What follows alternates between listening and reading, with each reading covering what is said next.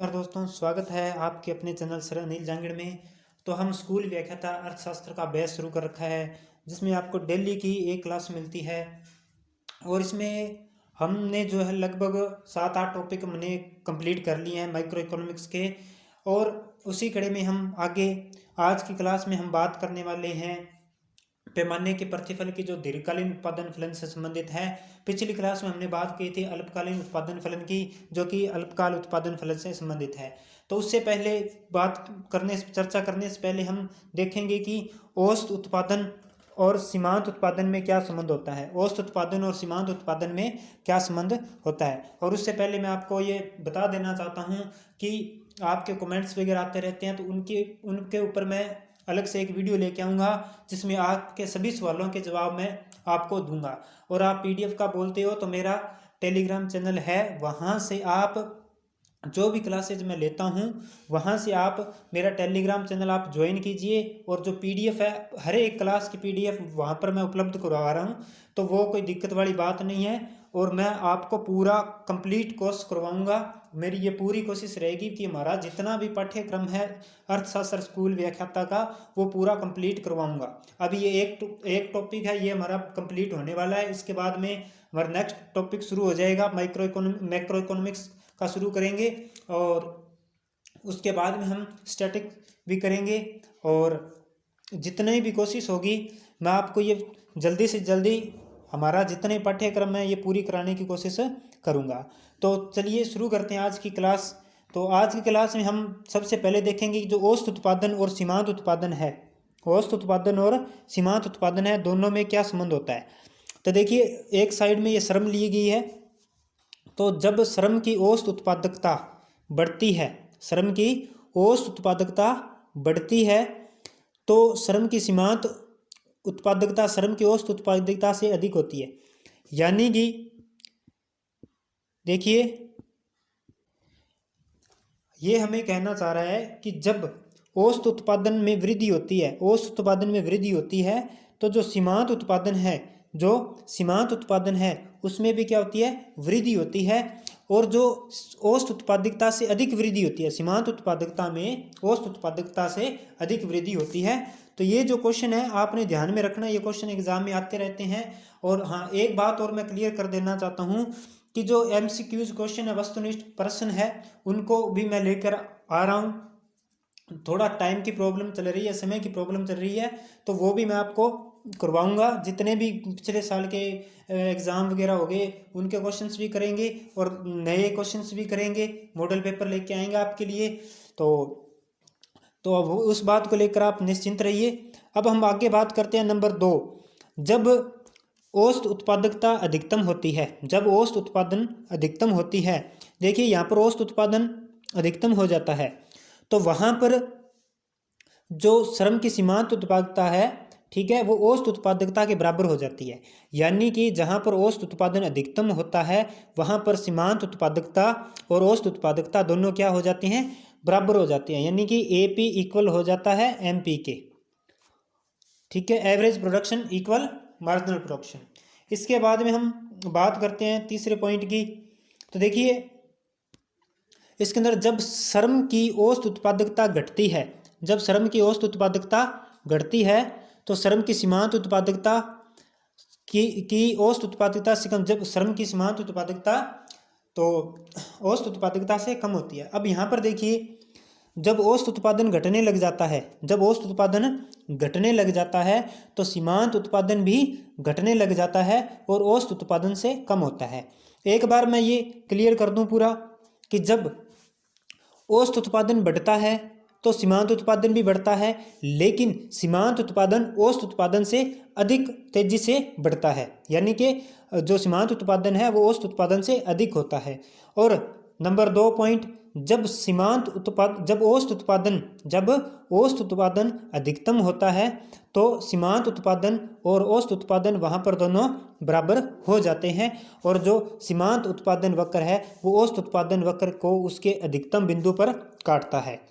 इसके बाद में हम नेक्स्ट बात करते हैं तीसरा पॉइंट, जब औसत उत्पादन घटने लगता है, जब औसत उत्पादन घटने लगता है, औसत उत्पादन घटता है, तो जो सीमांत उत्पादन है वो भी घटने लगता है, लेकिन औसत उत्पादन से कम हो जाता है। देखिए, जब दोनों में वृद्धि होगी, ठीक है, जब दोनों में वृद्धि होती है तो सीमांत उत्पादन औसत उत्पादन से ज़्यादा होता है। जब औसत उत्पादन अधिकतम होता है तो सीमांत उत्पादन औसत उत्पादन बराबर हो जाते हैं। जब औसत उत्पादन घटता है तो सीमांत उत्पादन उससे कम गति से बढ़ता है। तो उम्मीद करता हूँ दोनों में संबंध समझ में आ गया होगा। अब हम बात करते हैं कुल उत्पादन और सीमांत उत्पादन में संबंध। अब हम बात करते हैं कुल उत्पादन और सीमांत उत्पादन में संबंध, टोटल प्रोडक्शन और मार्जिनल प्रोडक्शन। देखिए, जब कुल उत्पादन बढ़ता है तो जो श्रम की सीमांत उत्पादकता है धनात्मक होती है। ये पॉइंट्स आपने अपने याद रखने हैं, इनको क्लियर कर लेना है। एग्जाम में इनसे रिलेटेड क्वेश्चन आता है कि जब श्रम की कुल उत्पादकता बढ़ती है तो श्रम की सीमांत उत्पादकता पर क्या प्रभाव पड़ता है। ठीक है, तो देखिए, जब श्रम की कुल उत्पादकता बढ़ती है तो श्रम की सीमांत उत्पादकता क्या होती है, धनात्मक होता है। देखिए, यहाँ पर जो है कुल उत्पादन में वृद्धि हो रही है तो यहाँ पर जो सीमांत उत्पादन है वो धनात्मक है। ठीक है, नंबर 2 पॉइंट, जहां पर कुल उत्पादन अधिकतम होता है, जहां पर कुल उत्पादन अधिकतम होता है वहां पर जो सीमांत उत्पादन क्या हो जाता है, शून्य हो जाता है। नंबर 2 पॉइंट, जब कुल उत्पादन अधिकतम तो सीमांत उत्पादन शून्य हो जाता है। नंबर 3, जब कुल उत्पादन घटने लगता है, यहाँ पर कुल उत्पादन जो है घटने लग गया, यहाँ पर कुल उत्पादन घटने लग गया तो हमारी जो सीमांत उत्पादकता होगी, श्रम की सीमांत उत्पादकता जो होगी वो क्या हो जाएगी, ऋणात्मक होने लग जाती है। तो ये इन दोनों में संबंध था, कुल उत्पादन और सीमांत उत्पादन में। एक बार फिर से रिपीट कर रहा हूँ, जब कुल उत्पादन बढ़ता है तो सीमांत उत्पादन धनात्मक होती है। जब कुल उत्पादन अधिकतम होता है तो सीमांत उत्पादन शून्य होती है। जब कुल उत्पादन घटने लगता है तो सीमांत उत्पादन ऋणात्मक होने लग जाता है। तो उम्मीद करता हूँ कि औसत उत्पादन, सीमांत उत्पादन और कुल उत्पादन और सीमांत उत्पादन में आपको संबंध समझ में आया होगा। अब हम आगे बात करने वाले हैं पैमाने के प्रतिफल के बारे में, यानी कि दीर्घकालीन उत्पादन फलन से संबंधित है। पिछली क्लास में हमने अल्पकालीन उत्पादन फलन के बारे में बात की थी। तो देखिए, यह दीर्घकाल से संबंधित है जिसमें एक साथ उत्पादन के सभी साधनों में वृद्धि का कुल उत्पादन पर परिवर्तन का अध्ययन किया जाता है। तो देखिए, पैमाने के प्रतिफल में क्या किया जाता है, ये दीर्घकाल से संबंधित है जिसमें एक साथ उत्पादन के सभी साधनों में वृद्धि का कुल उत्पादन पर परिवर्तन का अध्ययन किया जाता है। तो देखिए, ये जो पैमाने के प्रतिफल का नियम है ये दीर्घकाल में उत्पादन के साधन, उत्पादन की मात्रा के संबंधों के स्वभाव से संबंधित है। ठीक है, दीर्घकाल में सभी इनपुट्स क्या होते हैं, परिवर्तनशील होते हैं। और दूसरे शब्दों में हम कैसे कह सकते हैं इसको कि जो कोई भी इनपुट है वो स्थिर नहीं होती।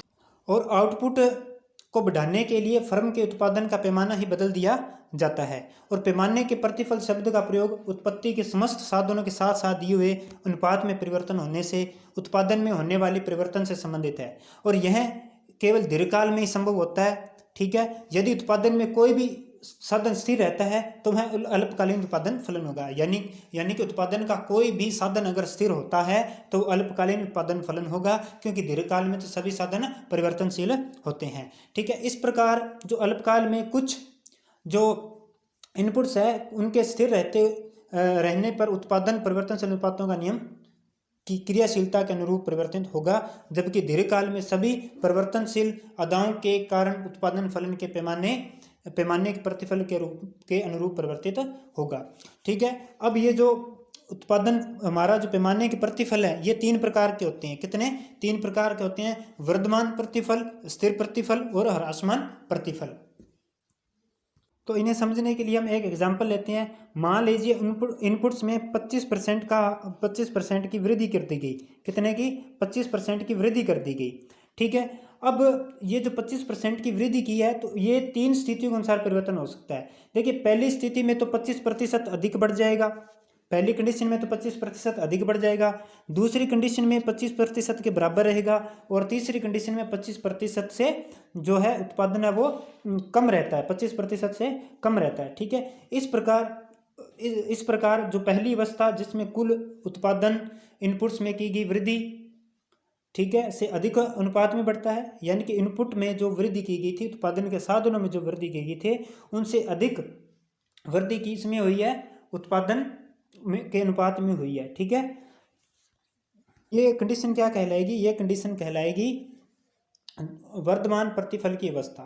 ठीक है। दूसरी अवस्था जिसमें कुल उत्पादन में वृद्धि, ठीक है, उन इनपुट्स में की गई वृद्धि के अनुपात में होती है, तो वो क्या हो जाएगी, स्थिर प्रतिफल की अवस्था।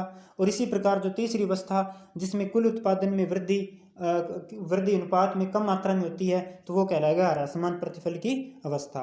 तो अब हम इन्हें विस्तार से पढ़ेंगे, तीनों ही अवस्थाओं को, आपको समझ में आ रहा होगा।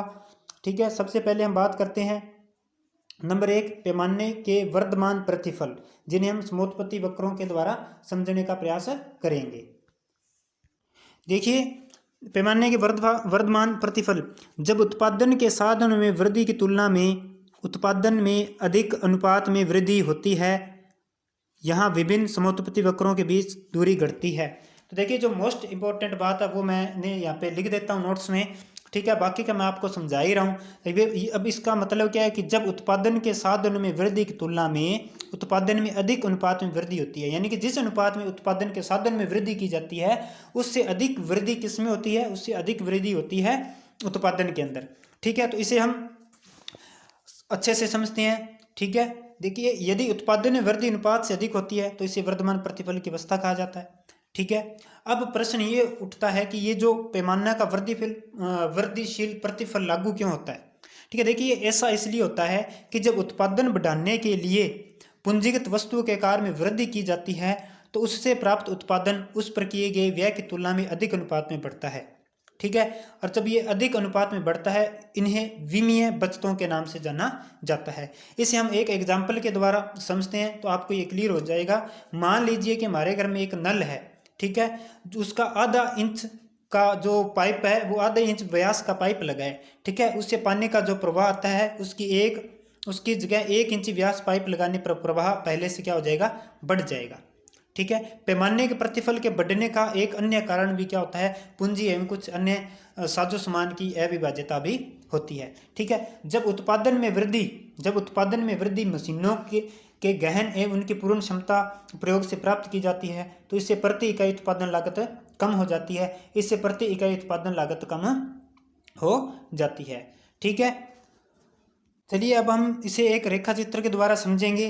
देखिए, हम मान लेते हैं कि उत्पादन केवल दो ही साधनों श्रम और पूंजी के द्वारा होता है, श्रम और पूंजी के द्वारा होता है। उत्पादन दो ही साधनों श्रम और पूंजी के द्वारा होता है, तो हम समोत्पत्ति वक्रों की सहायता से इसे देख सकते हैं।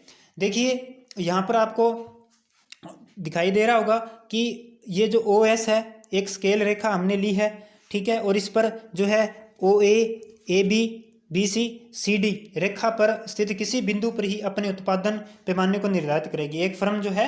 ठीक है, और ये जो रेखा ये हमें बताती है कि जब फर्म अपने उत्पादन पैमाने में परिवर्तन करती है तो किसी प्रकार वह परिचालन क्रियाओं को उससे समायोजित कर लेती है। स्केल रेखा को कभी कभी विस्तार पथ भी इसे कह देते हैं, इसे विस्तार पथ भी से कहा जाता है, तो आपने ध्यान में रखना है विस्तार पथ। ठीक है, इसके बाद में देखिए, स्केल रेखा की सहायता से हम उत्पादन साधनों में परिवर्तन करने पर प्रतिफल बढ़ता है, घटता है, स्थिर रहता है, ये पता लगा सकते हैं इस स्केल रेखा की सहायता से। देखिए, यहाँ पर आपको रेखा चित्र में दिखाई दे रहा होगा, ये जो स्केल रेखा है ये विभिन्न अपने सत्रों पर उत्पादन की मात्रा को प्रदर्शित करती है। ठीक है, ये विभिन्न सत्र विभिन्न समोत्पत्ति वक्रों 10, 20, 30, 40 द्वारा व्यक्त किए गए हैं। आपको दिखाई दे रहा होगा रेखा चित्र में 10, 20, 30, 40। ठीक है, यहाँ पर जो OABCD एक स्केल रेखा के सारे उत्तरोत्तर समोत्पत्ति वक्रों की दूरी जो है वो इनके बीच का अंतर घटता चला जाता है। यहाँ पर देख रहे होगे, पहले ज़्यादा अंतर है, फिर उससे कम हो गया, फिर उससे कम हो गया। ठीक है, सबसे ज़्यादा OA से फिर AB कम, फिर BC कम हो गया, फिर CD से कम हो गया। ठीक है, इससे क्या होता है, फर्म का प्रतिफल है वो उत्तरोत्तर घटता जाता है। ठीक है, या दूसरे शब्दों में कहें, AB जो है वो BC से छोटा है, AB BC से छोटा है। ठीक है, और इसी प्रकार जो है BC CD से छोटा है। ठीक है, अब इसका निष्कर्ष ये निकल के आता है कि इसका अर्थ ये है कि उत्पादन में एक दी हुई वृद्धि, यानी कि 10 इकाई की जब वृद्धि कर रहे हैं तो 10 वृद्धि के लिए फर्म को अब दोनों साधनों की कम मात्राएं लगानी पड़ेंगी। ठीक है, तो जब उत्पादन 10 से बढ़ाकर 20 इकाई किया जाता है तो फर्म के व्यय में वृद्धि का अनुपात जो है फर्म अद्व्यय में वृद्धि अनुपात कम होता है। ठीक है, तो ये बात आपने ध्यान में रखनी है। ये था पैमाने का वर्धमान प्रतिफल। अब हम बात करेंगे पैमाने के स्थिर प्रतिफल के बारे में। देखिए, पैमाने के स्थिर प्रतिफल, जब उत्पादन के साधनों और उत्पादन की मात्रा में समान अनुपात में वृद्धि होती है। ठीक है, तो यहाँ विभिन्न समोत्पत्ति वक्रों के माध्यम से विभिन्न जो समोत्पत्ति वक्र है उनके मध्य की दूरी समान होती है। यानी कि जब उत्पादन के साधनों एवं उत्पादन की मात्रा में समान अनुपात में वृद्धि होती है। ठीक है, जब उत्पादन के साधनों एवं उत्पादन की मात्रा में समान अनुपात में वृद्धि होती है तो पैमाने के स्थिर प्रतिफल होते हैं। और यहाँ पर जो समोत्पत्ति वक्र है उनके मध्य एक दूरी क्या होती है, समान होती है। देखिए, पैमाने के स्थिर प्रतिफल उत्पादन फलन की वह अवस्था है जिसमें फर्म को प्रारंभिक विस्तार के साथ साथ उपलब्ध होने वाली मितव्ययताएं धीरे धीरे कम होने लगती हैं। ठीक है, और इन्हीं मितव्ययताओं की क्रियाशीलता के कारण प्रारंभ में फर्म की प्रति इकाई उत्पादन लागत कम होती जाती है। और जब ये मितव्ययताएं समान होने लगती हैं तो पैमाने के वृद्धिशील प्रतिफल की अवस्था भी धीरे धीरे समान होने लगती है। यदि फर्म अपने उत्पादन का विस्तार जारी रखती है तो एक सीमा के बाद उत्पादन फलन में उत्पादन पैमाने से संबंध स्थिर प्रतिफल की अवस्था क्रियाशील हो जाती है। ठीक है, इस अवस्था में उत्पादन में होने वाली वृद्धि जो है इनपुट्स के अनुपात में होती है। हम एक एग्जांपल लेते हैं। मान लीजिए सभी इनपुट दुगनी अथवा तिगुनी कर दी जाती है तो प्रदा भी दुगनी या तिगुनी हो जाएगी। यानी कि इनपुट्स को दुगना तिगुना कर दिया जाए तो आउटपुट्स भी क्या हो जाएंगे, दुगना तिगुना हो जाएगा। उत्पादन पैमाने से संबंध स्थिर प्रतिफल अवस्था के क्रियाशील होने का मुख्य कारण यही है कि फर्म को पैमाने के विस्तार के साथ साथ प्राप्त होने वाली आंतरिक एवं बाह्य मितव्ययताएं जो है बराबर हो जाती है। और इसका परिणाम क्या होता है कि फर्म को मिलने वाली अतिरिक्त बचतें समाप्त हो जाती हैं एवं मितव्ययताएं अमितव्ययताएं से संतुलित हो जाती है। और एक बात आपने और ध्यान में रखनी है कि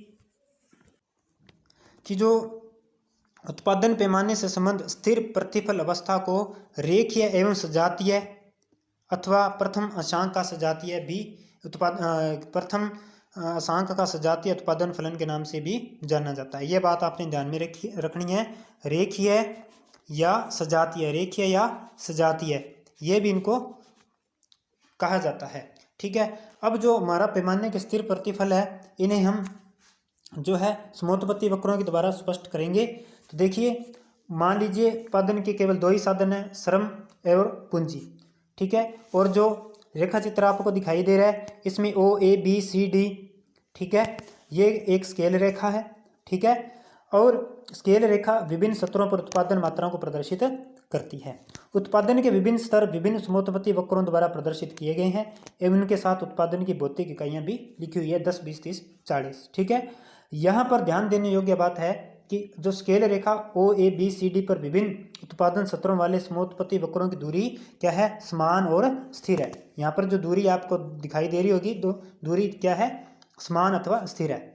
ठीक है, यानी कि उत्पादन पैमाने से संबंध स्थिर प्रतिफल अथवा ये क्रियाशील है। ठीक है, उत्पादन पैमाने से संबंध प्रतिफल क्रियाशील है, स्थिर प्रतिफल क्रियाशील है। ठीक है, अगर इसे और स्पष्ट रूप से देखें तो यहाँ पर जो है AB बराबर BC बराबर CD, ठीक है, किसको व्यक्त करें, स्थिर प्रतिफल को व्यक्त कर रहे हैं। ठीक है, और उत्पादन की इनपुट्स का पारस्परिक अनुपात इसमें अपरिवर्तित रहता है। ठीक है, यदि साधन कीमतों पर साधनों की मात्राओं को दुगना कर दिया जाता है तो इन पर किया गया व्यय भी क्या हो जाएगा, दुगना हो जाएगा। ठीक है, उम्मीद करता हूँ आपको समझ में आ रहा होगा। अब तीसरा हमारा है पैमाने के ह्रासमान प्रतिफल। पैमाने के ह्रासमान प्रतिफल, तो पैमाने के ह्रासमान प्रतिफल देखिए, जब उत्पादन के साधनों में वृद्धि की तुलना में उत्पादन में कम अनुपात में वृद्धि होती है। उत्पादन के साधन में वृद्धि कर दें, ठीक है, मान लीजिए उत्पादन के साधनों में 10% की वृद्धि की गई, लेकिन जो उत्पादन है उसमें कितने की वृद्धि हुई, इसमें 7% की ही वृद्धि हुई। तो ऐसा जो है वो क्या कहलाएगा, पैमाने का ह्रासमान प्रतिफल कहलाएगा। ठीक है, और इसमें जो है विभिन्न समोत्पत्ति वक्रों के बीच की दूरी बढ़ती जाती है। पहले कम होगी, उसके बाद में ज़्यादा, फिर उससे ज़्यादा, फिर उससे ज़्यादा। ठीक है। जो उत्पादन पैमाने से संबंध आंतरिक एवं बाह्य मितव्ययताओं की प्राप्ति फर्म को पैमाने को बदलने के लिए प्रोत्साहित करती है। फर्म जब पैमाने का विस्तार करती है तो धीरे धीरे ये मितव्ययताएं क्या होती है, क्षीण होने लगती है। ठीक है। एक उत्पादक को उत्पादन फलन की इस स्थिति को पहचान कर उत्पादन बढ़ाना चाहिए, और जब मितव्ययताएं समान हो जाएं, ठीक है, अथवा अमितव्ययताओं से संतुलित हो जाए तो उत्पादन पैमाने के विस्तार के बारे में निर्णय सोच समझ कर लेना चाहिए। ठीक है। अब हम थोड़ा सा मैं क्लियर कर देता हूँ कि आंतरिक मितव्ययताएं क्या है, बाह्य मितव्ययताएं क्या है। एक तो होती है आंतरिक मितव्ययताएं, ठीक है, और एक है बाह्य मितव्ययताएं। बाह्य मितव्ययताएं, देखिए आंतरिक मितव्ययताएं फर्म के विशाल आकार के कारण प्रबंध संबंधी कठिनाइयों के परिणाम स्वरूप उत्पन्न होती है। ठीक है। निरीक्षण संबंधी कठिनाइयां उत्पन्न हो जाती है, और पर्याप्त निरीक्षण के अभाव में श्रमिक पूरा कार्य नहीं करते एवं समय नष्ट करते हैं।